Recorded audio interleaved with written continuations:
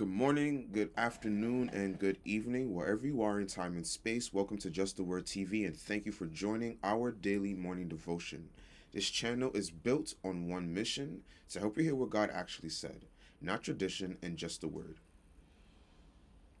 So, we're continuing looking at these misunderstood passages, just adding context into the whole Bible experience itself.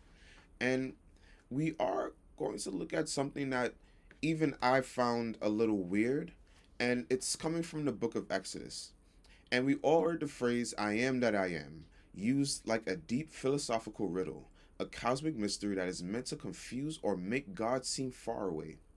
But what if I told you that this name was never meant to be a mystery? What if it's not a riddle at all, but actually the greatest promise you will ever be given? So, we're taking this from Exodus chapter 3, from verses 14 to 15.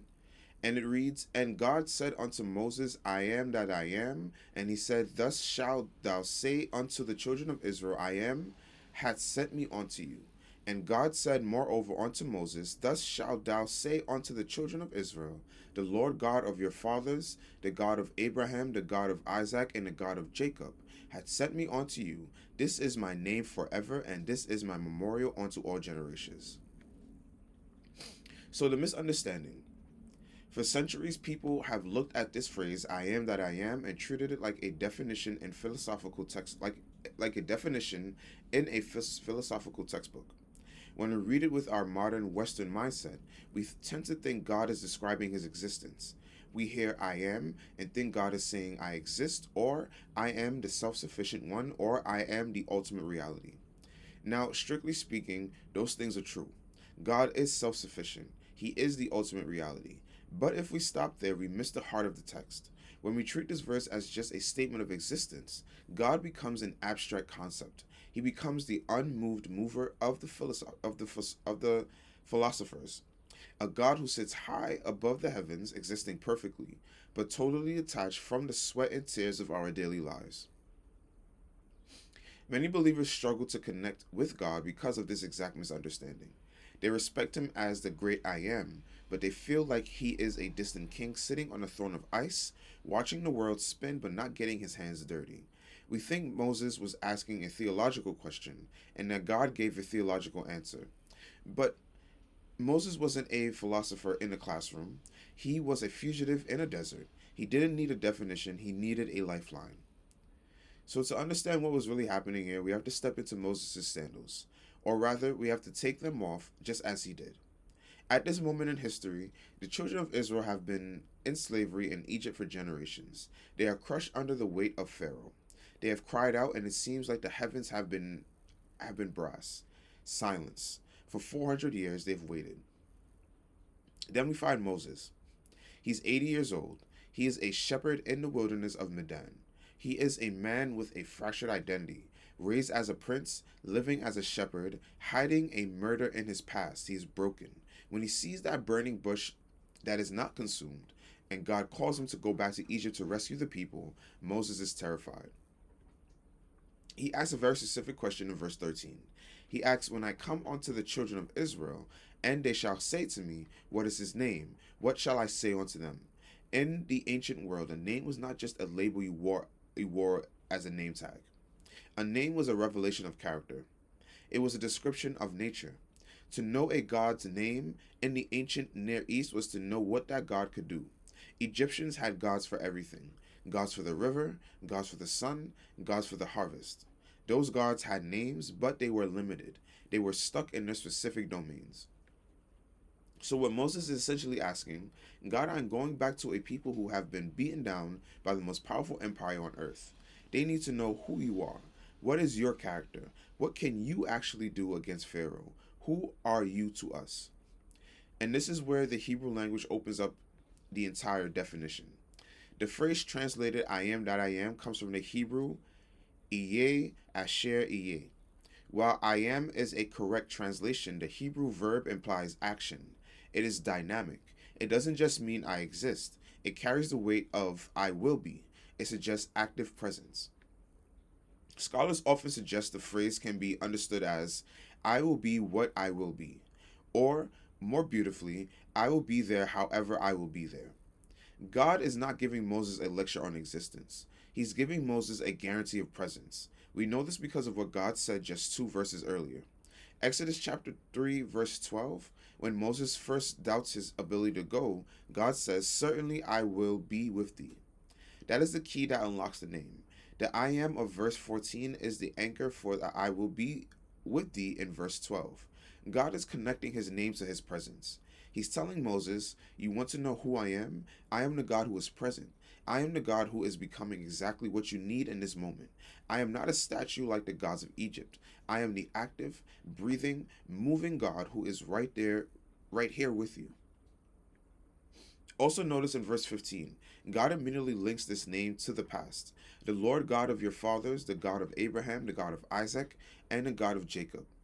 This is covenant language. He's reminding Moses that he is the same God who made promises to the ancestors. He is faithful. He is saying, "I am with Abraham. I was with Abraham. I was with Isaac. I was with Jacob. And now I'm with you." So, what's the true message of "I am that I am"?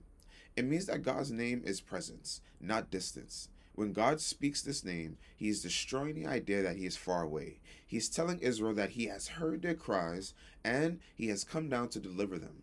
He is not watching from a balcony in heaven. He is stepping into the burning sands of their suffering. It means God's name is action and not philosophy. The "I am" is an active verb. It means that he is the God who happens. He is the God who moves. When he says "I am," he's saying, "I am the one who acts." He is about to split seas. He is about to send manna. He is about to bring water from a rock. His name is a verb because his love is in motion. It means God's name is faithfulness. By linking "I am" to the God of Abraham, Isaac, and Jacob, he is declaring that he is the God who keeps his word. Time does not change him. Circumstances do not change him. Pharaoh cannot change him. The true message is that the creator of the universe defines himself by his relationship to his people. He's not just "I am." He is "I am" for you. He is "I am" with you. Think about how this points to Jesus. In the New Testament, Jesus picks up this exact mantle. He says, "I am the bread of life. I am the light of the world. I am the good shepherd." Jesus says, "Before Abraham was, I am." Jesus is the ultimate fulfillment of Exodus 3:14. He is God becoming flesh to be with us. Emmanuel. The "I am" came down and dwelt among us. So now, how does this ancient Hebrew phrase change your life and change our lives? Let's put it that way. How does it change the way you wake up tomorrow morning? Many of you watching this are walking through your own wilderness. Maybe like Moses, you feel inadequate. You feel you aren't smart enough, strong enough, or spiritual enough to do what God has called you to do. You're looking at the pharaohs in your life: financial debt, a failing marriage, a diagnosis, a depression that won't lift, and you're asking, "Who am I that I should go?"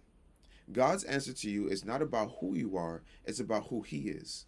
When you are paralyzed by fear, God whispers, "I am." He doesn't just say, "I exist." He says, "I am your courage." When you are lonely and feel like no one understands your pain, God says, "I am." He means, "I am the friend that sticks closer than a brother." When you don't know how you are going to pay the rent next month, God of the burning bush says, "I am." He means, "I am your provider. I am your sustainment." The name "I am" is like an open ended sentence that God finishes according to your need. Are you in the dark? He says, "I am the light." Are you lost? He says, "I am the way." Are you hungry for truth? He says, "I am the truth." You see, God's presence is not a reward for being perfect. Moses was a murderer on the run when he met the "I am." Israel was a rebellious, broken people when the "I am" rescued them. His presence is a gift of his covenant. So stop trying to solve God like a puzzle. You don't need to figure him out. You just need to trust that he is near. The misunderstanding is thinking you have to climb a mountain to find God. The truth is, the "I am" has already come down the mountain to find you. He is present in your right now. He is the God of your present tense. He is not just the God who was with you in the glory days, and he is not just the God who will be with you in heaven. He is the "I am." He is with you in this room right now, in the middle of your mess and your questions. So, God's name is his reputation, and his reputation is that he never leaves his people alone. He is the covenant keeper, he is the ever present help.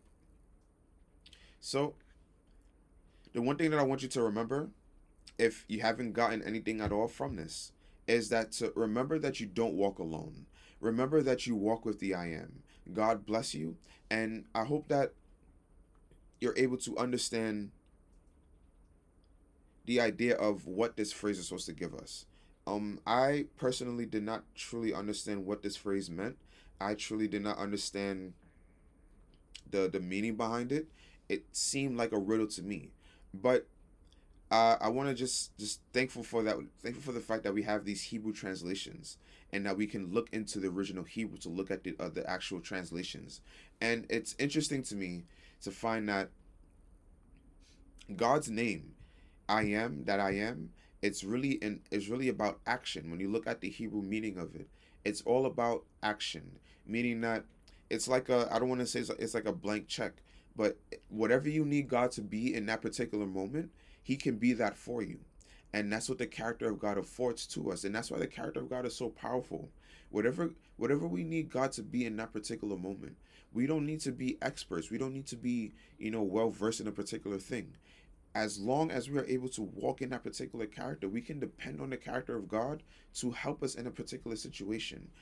If we face a situation like Moses did, where we don't understand how we're going to get these people out, or we don't understand how we're going to resolve the situation, understand that the God that you serve, the God that you are walking with, the God that is sending you into the particular situation, into the chaos, is the same God who is the I am, is the same God who is going to show you exactly what it is that you need to do. He's going to tell you what you need to do. He's going to be everything that you need him to be when you need it.